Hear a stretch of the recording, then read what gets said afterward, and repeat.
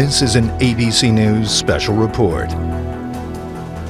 Good morning. I'm George Stephanopoulos at ABC News headquarters down here in Times Square, and we're interrupting your regular program because ABC News has learned that Anwar Al-Awlaki, the American-born al-Qaeda operative who's been living in Yemen, Homeland Security officials call him the most significant threat to U.S. Homeland Security, has been killed. He's been tracked for months by U.S. security. There had been a failed attempt on Al-Awlaki back in May. He got away, but this time we can confirm that Anwar Al-Awlaki, the most dangerous al-Qaeda operative in the world today, has been killed. He had been linked to the 9/11 attacks and in more recent years had been linked to the Fort Hood shooting, to the potential bombing in Times Square, and to the failed underwear bombing back in 2009.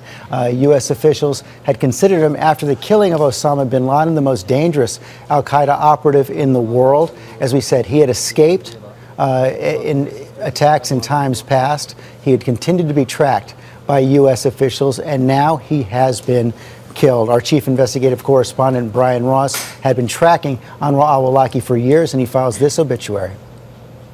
The United States had been seeking to kill or capture Al-Awlaki for almost 2 years. Awlaki is a terrorist. Probably the most significant risk to the U.S. homeland. We certainly want to neutralize him. Born in the United States, in New Mexico in 1971, Anwar Al-Awlaki went to college in Colorado before heading up mosques in San Diego and Virginia. He presented a calm demeanor in a 2001 Washington Post video profile. I mean, Islam is a religion of peace. But only a year later, Al-Awlaki would move to Yemen, his family home, and the place where American authorities say he began to use his internet preaching to recruit terrorists to wage jihad against the United States. To never underestimate the power of fear, especially when the enemy of Allah hears Allahu Akbar. He could talk to them in an American vernacular with arguments that they understood. U.S. authorities say the accused gunman at Fort Hood, Major Nidal Hassan, killed 13 soldiers after Awlaki provided religious justification for jihad in a series of emails.